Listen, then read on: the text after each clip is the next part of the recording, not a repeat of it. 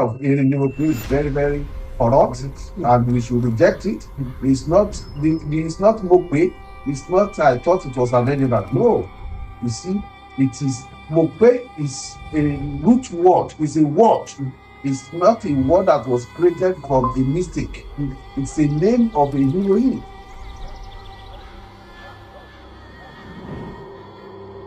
The festival is the most prestigious, elaborate, traditional, ancient festival of Ekiti, and one of the most elaborate and very traditionally ritualistic festivals you can find anywhere in Yoruba land. You can see that this festival has taken off the whole day. It started yesterday with what is called the preparatory day, and then today we started around 6:30. This is about is it 10 now? Yes. To 10, right? 20 minutes to 10. So we just returned from the arena in the arena. So Urumbu is an important festival in Italy. And even in our own people, ó máa ń pè wá ní ọmọ olórògbò àṣekùjẹ, ọmọ olóró ìṣe ọ̀sánmọ̀rẹ̀ mọ́kù, ọmọ olóró ìṣe inú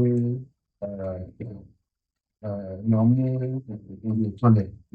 So what this tells us is that this season generally in Yoruba land is the season where people do traditional festivals, usually in celebration of Ogun, but our own festival is celebration of the Obaleo of important uh, segments of our land.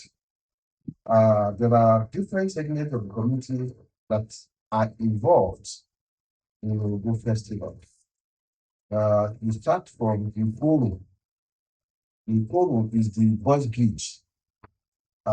Is a leadership training, traditional leadership training guild, and it's also an entertainment guild that satirizes evil with discipline and what have you, as you will find in many communities, especially around this season.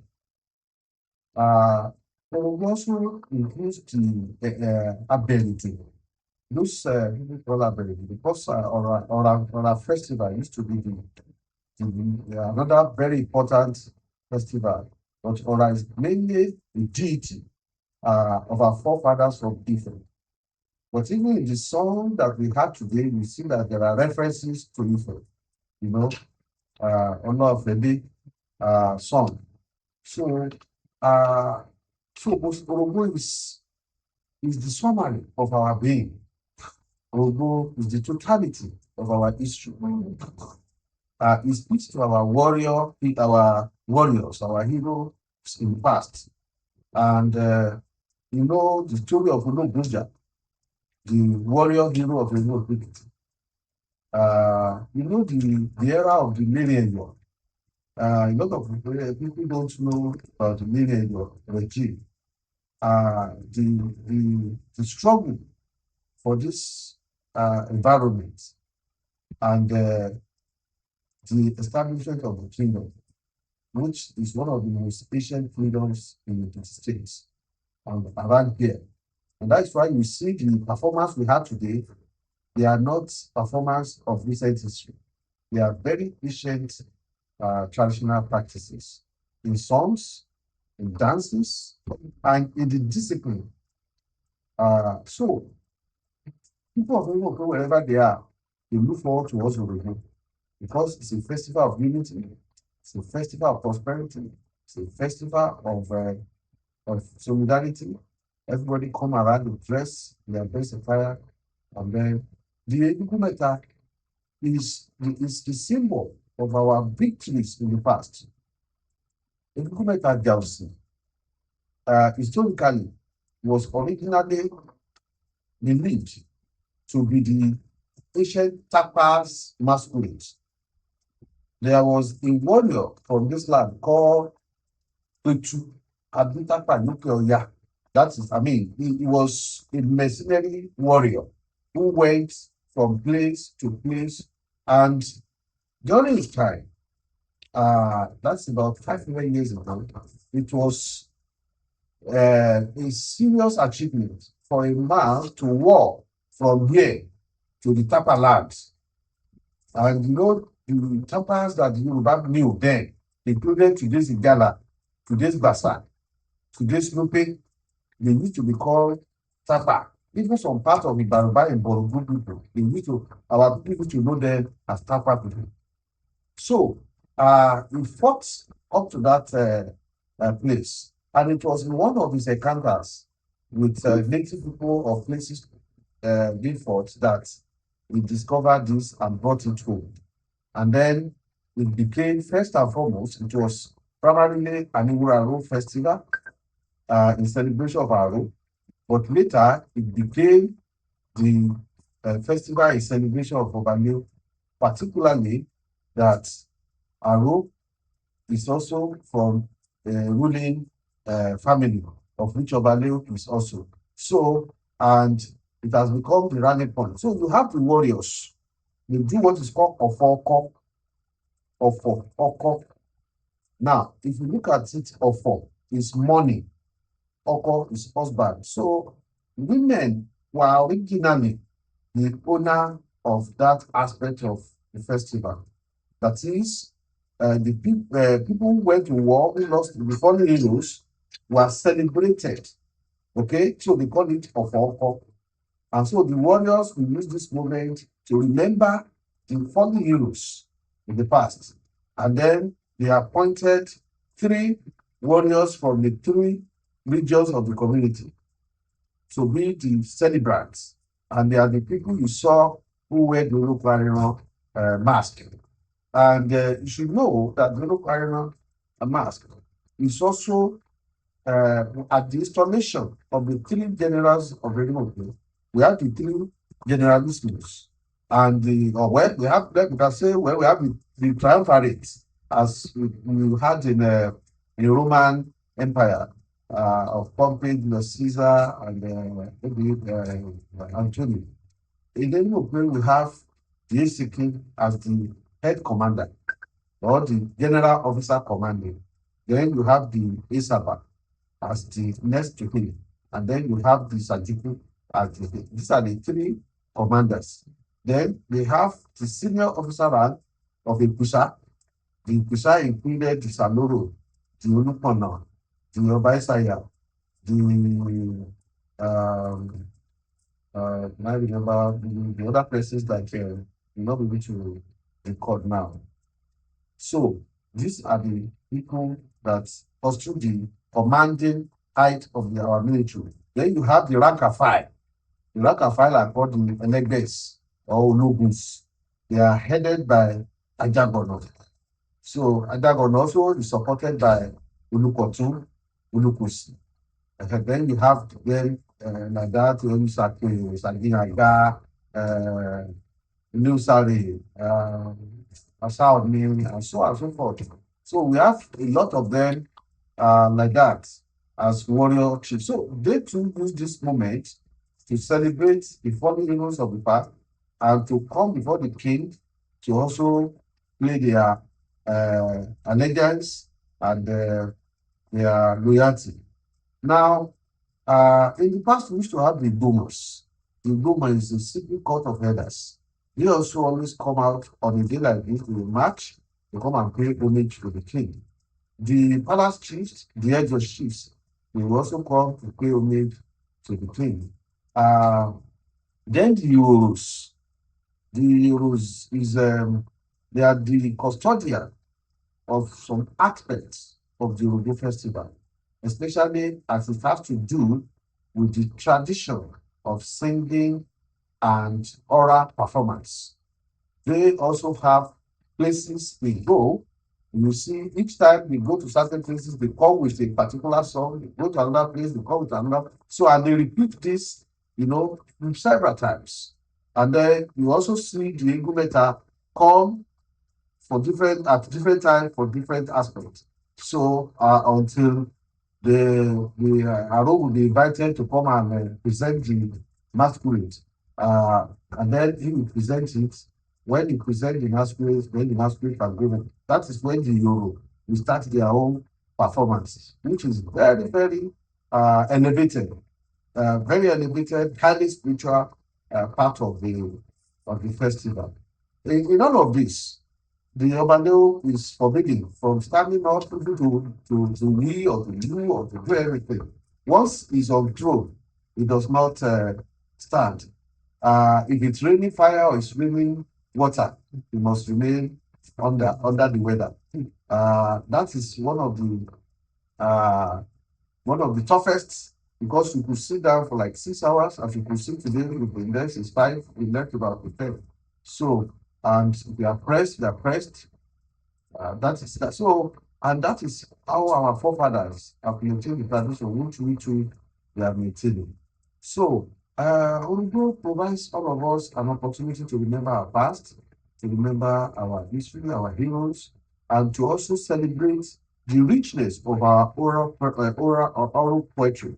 We are a people very rich in oral performance, in poetry, in panegyrics, in exhortation, in odes, even in satire.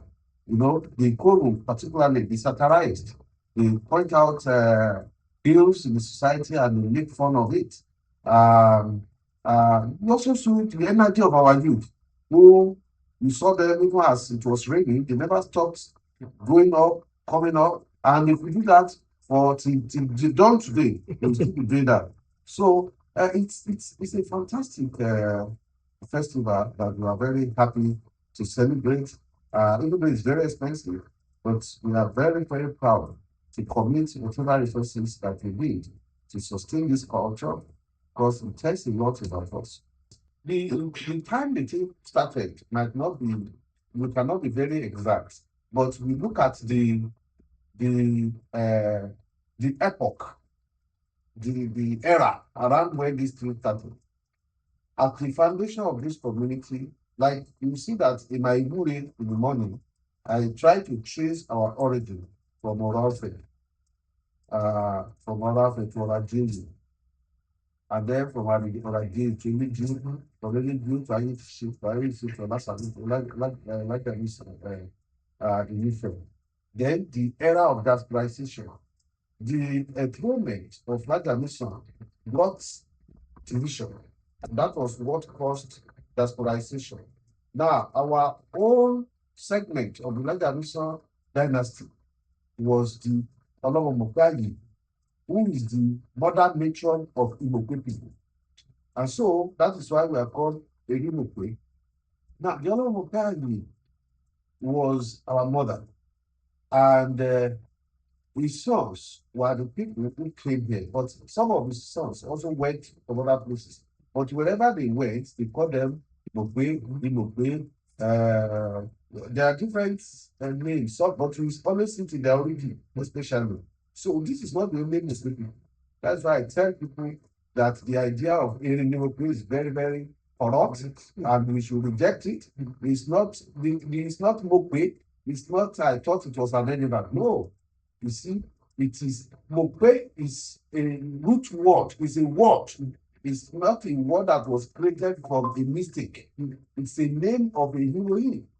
Okay, and you can remember when Oni came here about 5 years ago to celebrate with us, he made this remark that our godmother was the honor of Aye, and we are called Erinmope Aye. Apata Eléégún, ọmọ Òṣòro, mother Sàtọ́lẹ̀, ọmọ Òṣòro, Ńlọlọ́bọ̀kú. So that is who we are. And that is why we have Iyemọ̀pé Àwẹ̀dòrò. You know, they will say ìlú Ṣúlẹ̀ Adó, ọba lè ṣe é mọ̀ pé nílé Iyemọ̀pé Àwẹ̀dòrò. You know, so we need to understand this very well.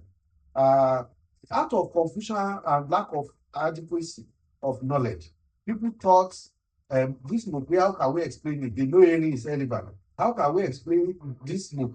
They then say, oh, Erin ni Mope. And this story was popularized at the onset of education when our young people were going to school then had to tell the story of how their town came about, and then this has become very popular, and we are trying very well to make people realize that it was an error. It was an error. So we would prefer to be called Erinmope, that is the head of Inupe people. Wherever you find anybody that are maybe in Oriki, that they are praised as, for instance, they will say in Iduajinore, I want to give an example. Iduajinore is praised as Iduajinore Mope Aye. You get it? You say, Èsólútólú tó ń jẹ ṣáájú adèrò, àfi olójúdó àjìnàrè Mope Aye. That is the way wọ́n ṣe ń kí àwọn ìlú àjìnàrè nìyẹn. And tó bá tún dé, you get to a quarter in Ìmẹ̀sí, Ekiti, they are called Ọ̀dọ́mọrún Mope Aye. And you know we have a demo here too.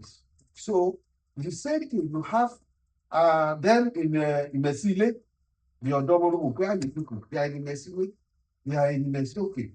The one who call in Mesile Oloja or today in Mesile, okay. So we also have Imope people in Otu Ekiti. You get it. We even have 2 quarters that are of Imope people.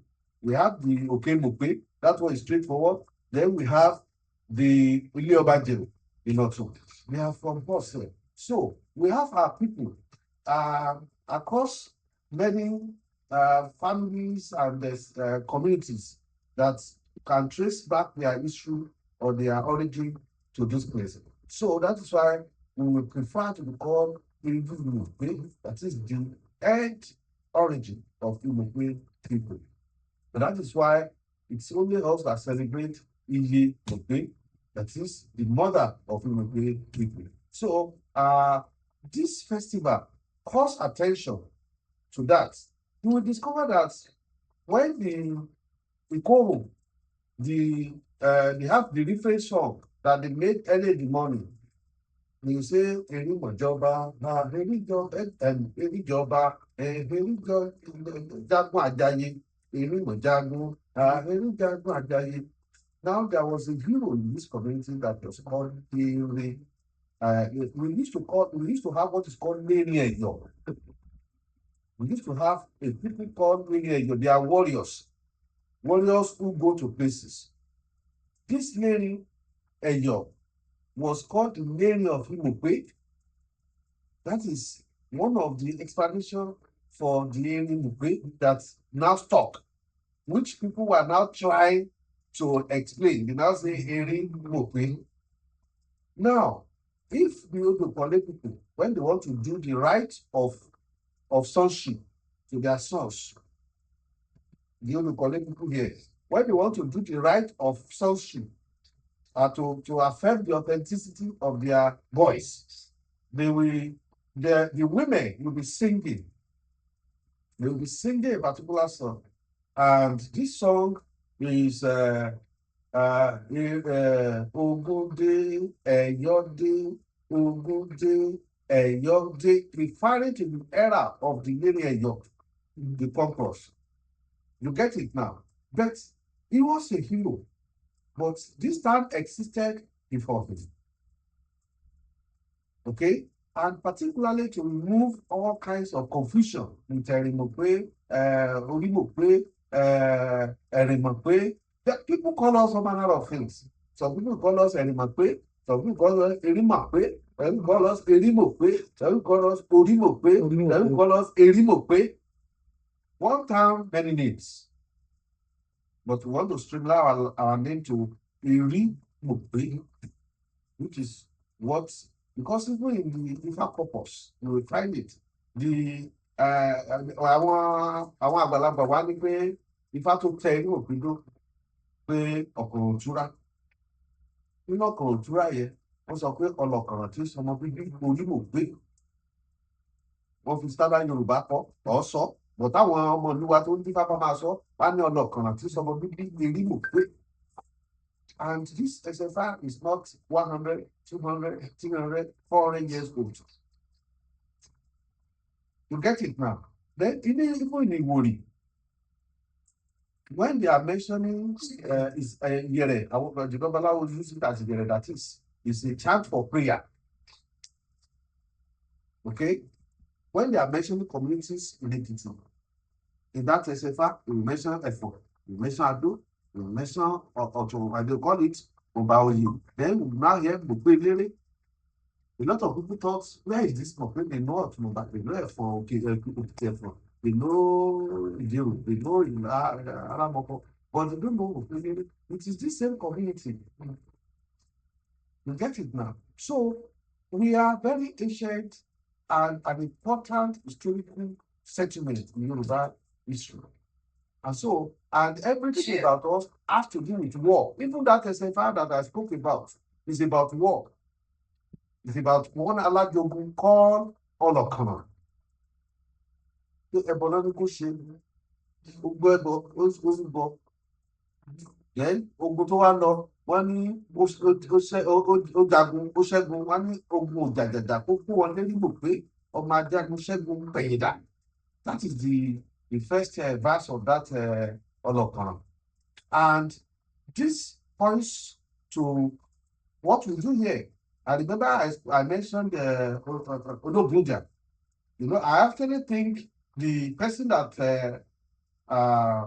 the person that this SFR might be applying to might be Odobuja, because it was a warrior that was famous at the time and going to places. So we have so many warriors. They are Lobo during his era. They are keeping Georgia of Udukoli during their era. We have Amidelofa of Idudu during his era. We have many of them warriors of distinction that went to other communities to help them fight their enemies. You know, so we have always been known as the warrior community.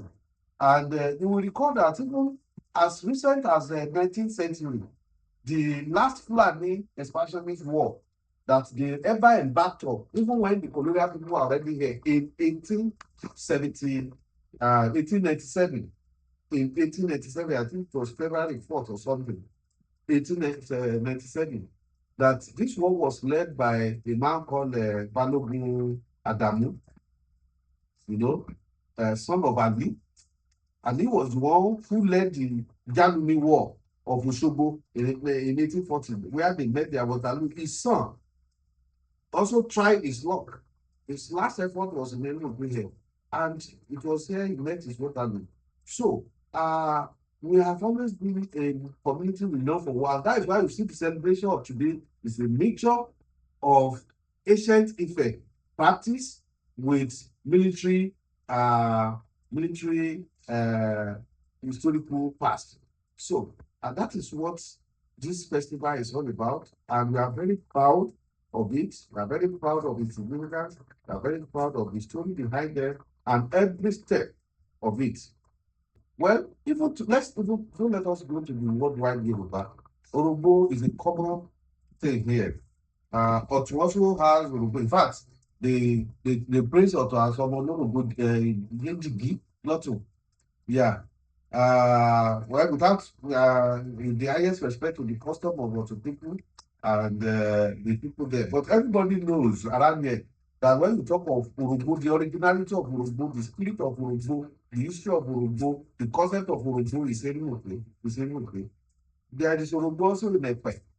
But it's like when we go every day to Adubo, there is Urugbo in Igogo, but it's one quarters that celebrates it. Sad, many times you don't even remember. So, the other people celebrate Urugbo too, but our Lomo Urugbo Ashekuje, our Urugbo is totally unique.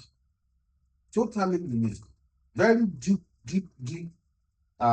cultural experience that tells the story of our past. So the uniqueness is that our masquerade, the Egumeta, is very unique in the whole of Yoruba land. This masquerade is not Paraka kind of masquerade that is Oyo oriented. Neither is it totally the palm front festival that is common in Ekiti and Ondo, who are Ife oriented people. Erinmope is situated between two culture. We have Ife origin, but because we are close to Kwara, and Kwara is close to Oyo Empire, so we also have some influence of Oyo. So we do Paraka, the Oyo masquerade. We also do the Mario, and so this Egumeta is like a mixture of it. But I can tell you some of the things they wear when they practice, some of the things they put under, they are more than 500 years old. They still wear them, you know. So that is what makes it different, you know. And there are a lot of taboos around them. There are a lot of, they are not, it's not a masquerade that you wear and put charms on your body. Neither can you try them with charms. Okay? So if you, no matter how powerful you are before them, you cannot dare them. And they don't wear ordinary ring, not a single charm, you know, because like I told you, they are spiritual entity. They are they are not around in the concept of ego that we know. They are not. We know the people who wear them. People know them. It's not secret. Even they can wear it in the public. They used to open it in the public. So that is our traditional masquerade. So in the whole of Yoruba land, yes, we cannot say our Egumeta is the most powerful or the most this or the most that, but it has its own uniqueness in its composition, in its characteristics. They don't talk. They don't pray for people. You talk to them. You know, other people in other culture, they pray for you. They don't sing. They don't chant. They don't talk. They stand before you. You pray. You ask for what you need, and they say, "Hey, oh," that is their own way of saying "Ashe." So, because it is believed that they have commanding power and authority, so they don't say they are not the one that will say it will be better for you. You are the one that will stand before them and say, "Kurije, kurimu, kurina, kurilo, kayeyeni, kumokulewe, komodo lemo, kagba ebemo sono." You are the one that will say it before them, and then they say, "Hey, oh." That is another way they are different. They are not violent, but if you stand by on their way or you block their passage, they can whip you, you know. And it's not something you can just put on your head. There are a lot of spiritual processes, because if you wear it without those processes, you will not be able to see. So, and once the process has been performed perfectly, even in the dark, people are always surprised how do they see in the dark. But they see, they run, even in the dark. They run after people in the dark. You will be scared that these people not fall, but they never fall. So these are some of the significance. And you can see, they came out around 6:30 this morning. They just went back now around 9 p.m. You know, I don't know of many masquerades in Yoruba land that we have to be under it for almost 20, about More 18 than hours or more about than 12 14 hours. hours. So that is another thing that is significant about them. And the process of even ending the festival, currently now they are in Ipara for another segment of the festival. Okay, so the festival has not actually ended. The part that has ended is the part that involves the Obale himself and his chiefs. The Iworos will still continue in some other places. Well, in the celebration of Orogbo, all the chiefs, all the title chiefs in the community, the ones we call traditional chiefs, they are all involved. It is one occasion of which all of them must be present. Uh, uh, like yesterday, we do what is called a Penodu. Uh, the chiefs in the palace will do, the chiefs in Lagos will do. Even in those days, I go to the do one Penodu uh, towards after Orogo. The prep day is the day we call Ọjọ́ Àfòmọ́jú, ọjọ́ yẹn ló máa ń pátá Orogo. Yeah, that is when you make a special dish of vegetable that is very peppery, sauce with a lot of meat, snail and what have you. So the young people will carry their their soup of vegetable soup, and the screaming around the hatao, hatao, So, but sometimes people say, is that why they say we are apartheid living? You know, I need to understand people need to understand that apartheid living is not the ata that we scream when we are celebrating Ogun. Apata is actually like what the ancient Israel call um, is it what do they call this thing? Like a trumpet. Uh, they use this thing in NYC that Bigu. Bigu type. Is it Bigu we call it? Bigu, yeah. Yeah. So that is what it is, the Bigu.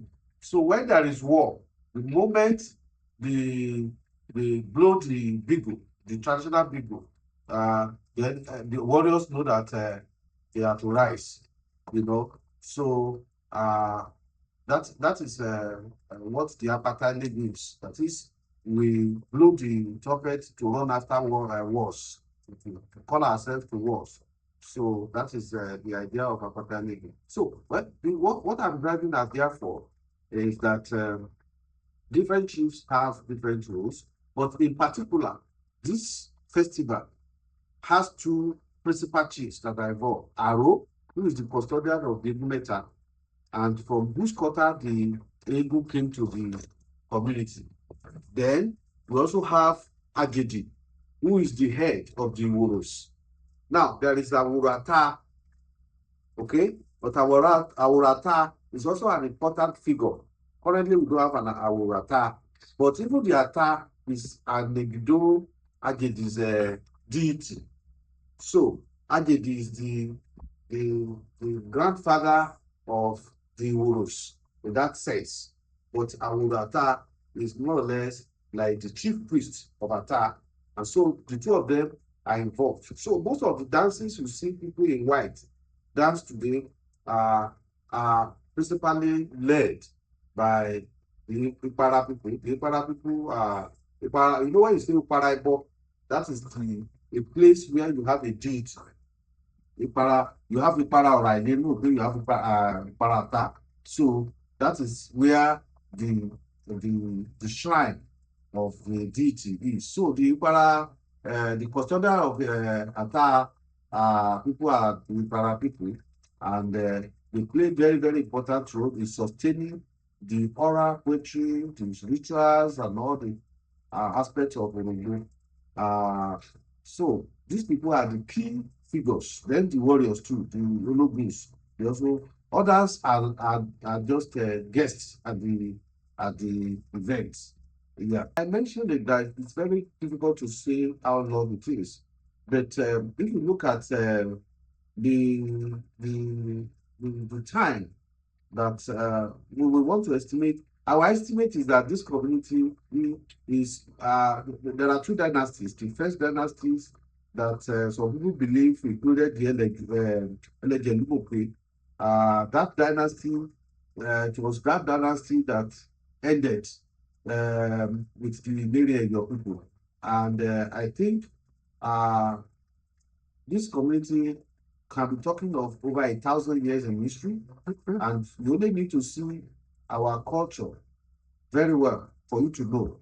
Uh, I want to encourage archaeologists, for instance, come and do excavation in Igbora, which we now, because Igbora is not in town, we cannot call it Igbora again. If we want to call it the Oraufe avenue or something like that, because we have to retain our origin in Ife. And when our forefathers were coming, Ora used to be the greatest deity of the Yoruba people, especially those who have the Ora in Ife. So we had Ora Ife here. And that place was the place where the ritual of origin started. So if you really want to know how old this community is, excavation in Igora will give you, I mean, if you get there, you know, you see a lot of artifacts of ancient time that you can see there. And remember that in the Aurora, we used to have a lot of carvings, wood carved carvings, and what have you. So it's difficult to say exactly this, but this festival, uh, for what you can see, is between 500 to 600 years old. It did not start with the Erinmope issue. It was one of those two. It was Ora that started with us. Okay, and that is why you see they call us Erinmope Ora. So that Ora festival was at the beginning of the community. But I believe this Orombo festival started, like I told you, it started, but the movement that came into it, the Woros came into it, the Ata Ogulawo came into it at different level. And you can see even today, we have cultural dance also coming into it. You have the hunters coming into it. So at every point, something new comes into it and continues to expand and beautify it.